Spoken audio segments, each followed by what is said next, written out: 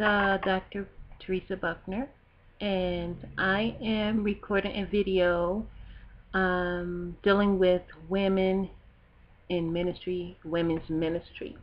And I am doing this because it is important for us as women, as Christian women in general, and women completely, to understand our history. Now, one question that I want to address in this video is why is it important for Christian women to understand their heritage and history as Christian women? Well, as I was studying education, one of the things when it came to the subject of history is that if we don't know where we came from, we don't know where we're going. And so in applying that specific thought to Christian women and understanding their history and heritage, as we study the history of Christian women, we see that even though it was different times and even cultural differences, that the women faced some of the same challenges that we as women, Christian women today face. A lot of the sexism, the lack of choice, the limited influence socially, politically, economically, facing abuse in the different forms, and just many different things. So when we study these women, we see there is a history of patriarchal rule where it's male dominance, and the women pretty much had to submit. They were viewed as property. They were looked at as with little or no value. Basically, the animals and the other properties are more value than the women, besides being that of a bearer of children or domesticated partner. Women's value really wasn't that much. Even today, we have a it's different with the wages and payment for jobs. Women usually have jobs categorized as secretaries or teachers or nurses, but they are limited in some of their jobs. Like even with the United States military, we've had the struggle of women being on the front line of combat if they choose to do so. So it's just different things like that. And so we see that all throughout history, especially within the Bible. We find women that were raped, women that were beaten, women that were taken advantage of, women that were just considered without value. And then we see women that were strong and stood even with those limitations within society, and made they contributed to the salvation plan of God. And so as Christian women, even though we may face opposition within the church, we still have the ability in the power of God's might to stand and make a difference in the world. We can look at Deborah. She's one of the most well-known Old Testament women figures in the Bible, and Miriam, who was a prophetess and worship leader, and the prophetess Huldah. And we go into the New Testament and we see the prophetess Anna and Mary, the mother of Jesus, and Elizabeth, and Junia, who is an actual female apostle, but her identity was hidden or changed during some translation activities.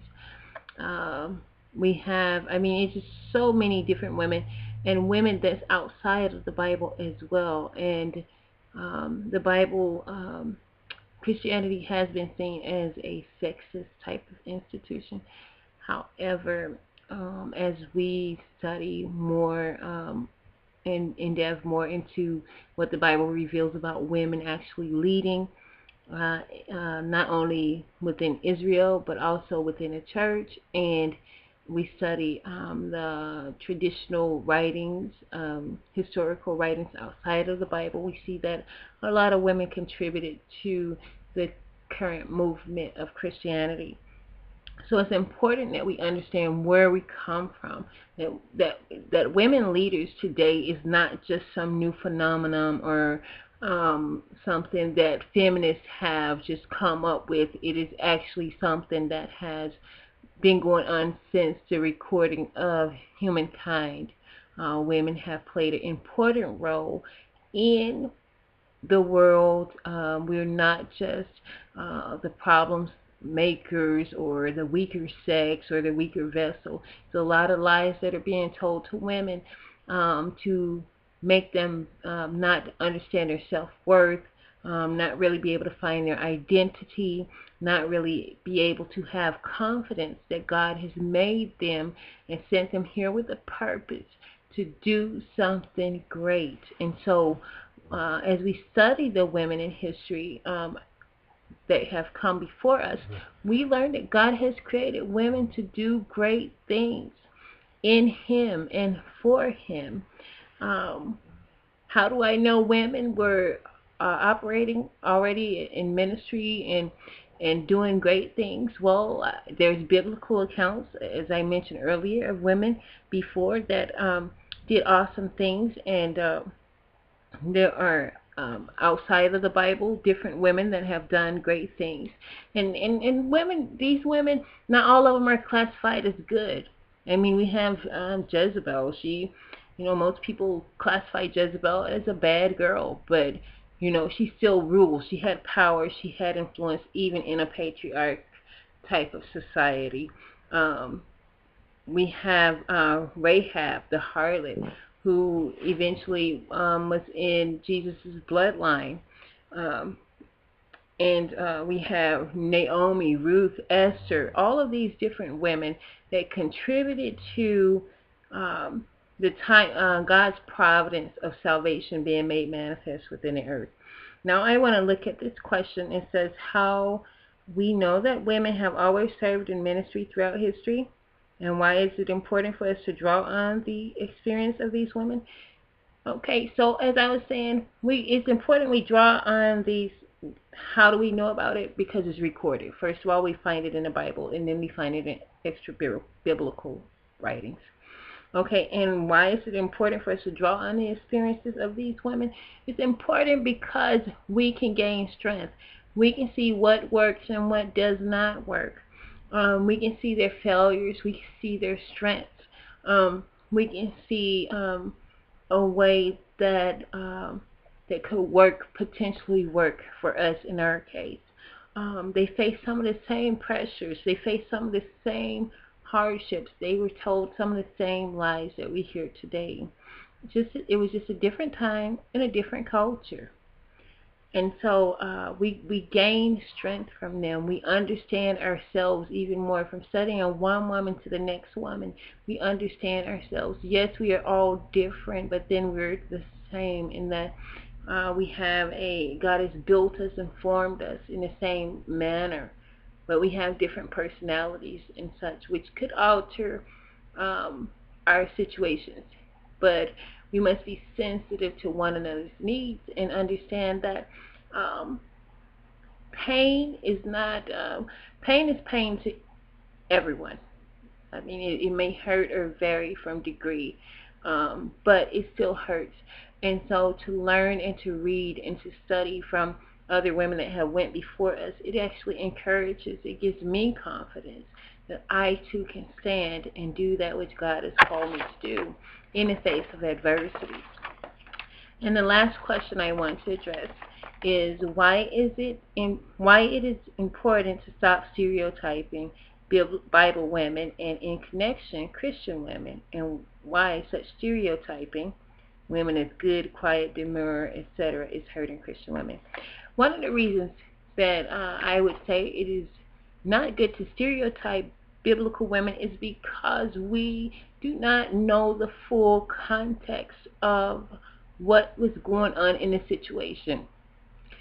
The Bible makes it clear that these women did exist, but it does not go into all of the specifics about the situations that the women were facing, or completely record every detail. That does not mean that the Bible is that it's errant or anything like that.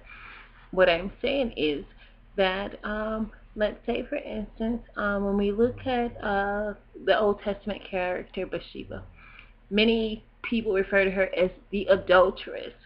Yes, well, she did get caught up in adultery with the king, but when we look at the context of what happened, she was in a patriarchal society and in a kingdom setting where she had to do what the king instructed her to do. Yes, she was married, but in that time, could you say that you would say no to the king? Let's see, her husband was off at war, and she was summoned by the king. She was brought to the king by the king's servants. And so instead of looking at her as what happened to her, because I actually see her in another light. I don't see her as seducing the king, because the king was supposed to be out at war. He was not supposed to be at home anyway.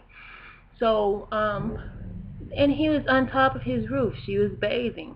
So it's a lot of different details that go along with it. And so looking at one particular act and then coming out and saying and classifying someone as something based upon what happened to them or how they responded to a situation is stereotyping the women. And not all women in the Bible were quiet and demure. Some were very strong, just as I was speaking of Jezebel earlier. Some were evil, some were not so evil. But what we do see are imperfect people, some trying to please God, others completely in opposition to God. So, and we have those different type of women today. So we need to stereotyping women as a certain type, or that you should be this specific type of person. It is wrong, because none of us are the same. All of us have our own response, our own will, our own personalities, and we respond to different stimulus differently. It depends on where we've come from and how our relationship is with God. It's all on a personal nature, and our response to Him, whether we're walking in obedience to Him or not. So I believe that would answer that question. Why stereotyping women, Christian women, causes problems is because then everyone that's not Christian expects Christian women to behave as a stereotype. I've been told many times that I don't look like a woman of God. Well, my question is, what does a woman of God look like exactly? I have been in leadership for many years. I have worked in ministry for many years. But then I heard someone say to me, you don't look like a woman of God. So stereotyping can cause a lot of hardships. It can cause a lot of biases and judgment. And we already face legalism, sexism, and bias and judgments and different things just on appearance alone. So I'm going to sign off for now. But until next time, God bless you. You have a wonderful day.